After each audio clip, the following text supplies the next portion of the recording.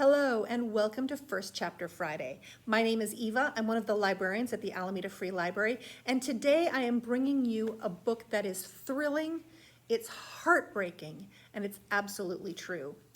It's called The Radium Girls, the scary but true story of the poison that made people glow in the dark.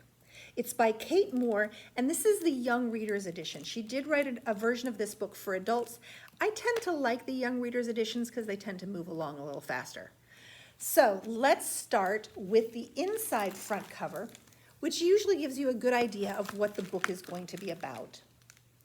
Amid the excitement of the early 20th century, hundreds of young women spent their days hard at work painting watch dials with glow-in-the-dark radium paint.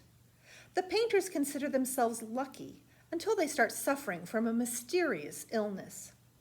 As the corporations try to cover up a shocking secret, these shining girls suddenly find themselves at the center of a deadly scandal. The Radium Girls tells the unbelievable true story of these incredible women whose determination to fight back saved countless lives. I'm going to start with the prologue, and then we'll move into the beginning of chapter 1. Prologue, Paris, France, 1901. The scientist had forgotten all about the radium. It was tucked within his waistcoat pocket, enclosed in a slim glass tube in such a small quantity that he could not feel its weight. He had a lecture to give in London, England, and the vial of radium stayed within that shadowy pocket throughout his journey across the sea. He was one of the few people in the world to possess it. Discovered by Marie and Pierre Curie in December 1898, radium was so difficult to extract from its source that there were only a few grams available anywhere in the world. He was lucky to have been given a tiny amount by the Curies to use in his lectures. They barely had enough themselves to continue their experiments. Yet this did not affect the Curies' progress. Every day they discovered something new about their element. It made ghostly white pictures on photographic plates. It destroyed the materials in which it was wrapped. Marie called it "my beautiful radium," and it truly was. Deep in the dark pocket of the scientist, the radium broke through the gloom with an unending, eerie glow. These gleamings, Marie wrote of its luminous effect, stirred us with ever-new emotion and enchantment. Enchantment.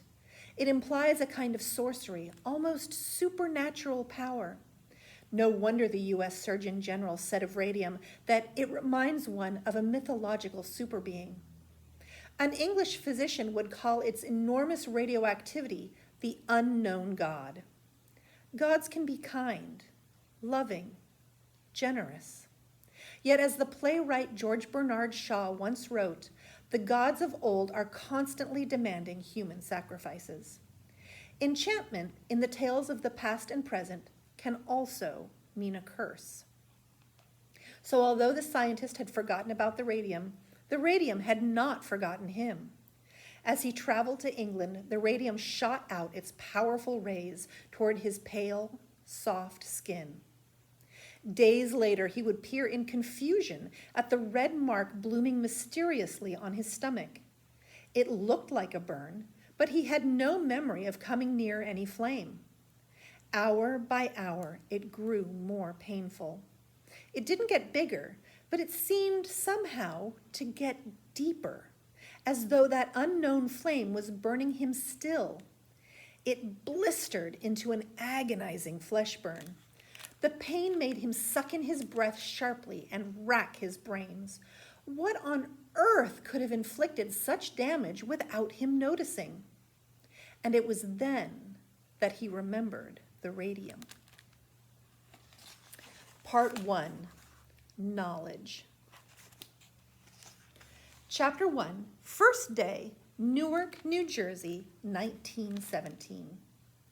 Catherine Schaub had a jaunty spring in her step as she walked the brief 4 blocks to work. It was February, but the cold didn't bother her. She had always loved the winter snows of her hometown. Yet the frosty weather wasn't the reason for her high spirits on that particular icy morning.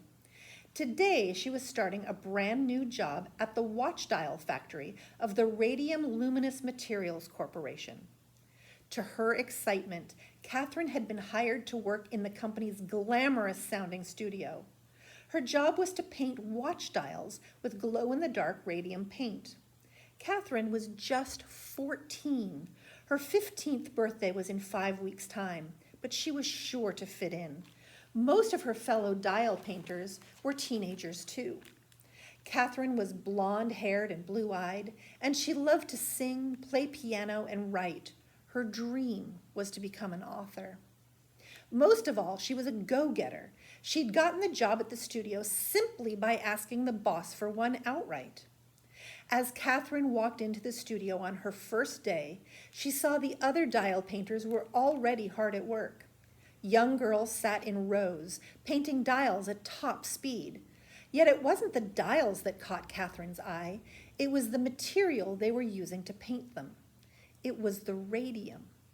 Radium was a wonder element. Everyone knew that. Catherine had read all about it in magazines and newspapers, which were always full of advertisements for new radium products.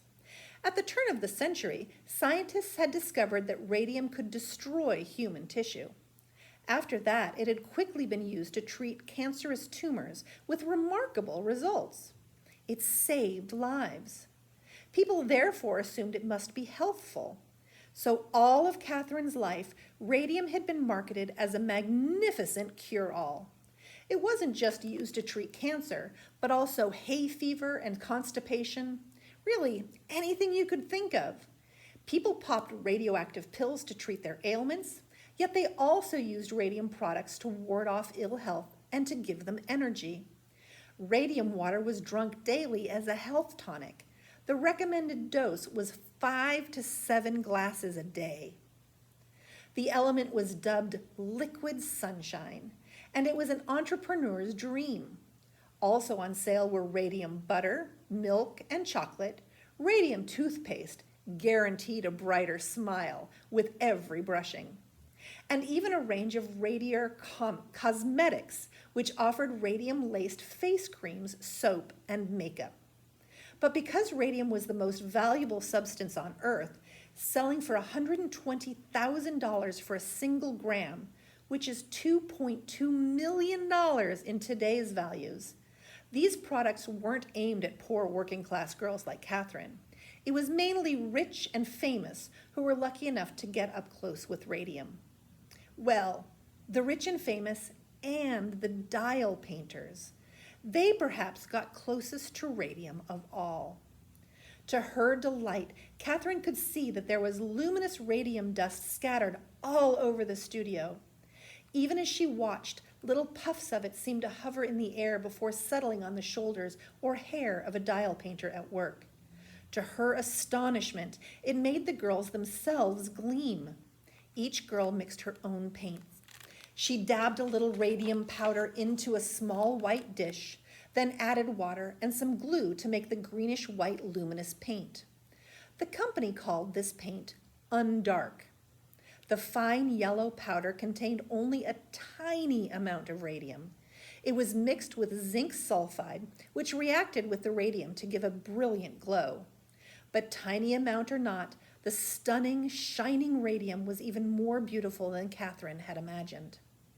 Her very first task that morning was to learn the technique that all new dial painters were taught. Catherine carefully picked up the finely bristled camel hair paintbrush she was given. She saw that the smallest pocket watch the girls had to paint measured only 3.5 centimeters across. The tiniest element to be painted on the watch was just a single millimeter in width. Yet the girls would be fired if they painted outside the lines. So even though their paintbrushes were thin, the girls had to make the brushes even finer. There was only one way they knew of to do that. They put the brushes in their mouth. And that is the beginning of Radium Girls, the scary but true story of the poison that made people glow in the dark. I hope I've piqued your interest about this. We have this book in book form. We also have it as an ebook available on Hoopla. I hope you will take a look and check it out and see what else happened to the Radium Girls. Thanks for joining me, and I'll see you next time with another fabulous nonfiction book. Bye-bye.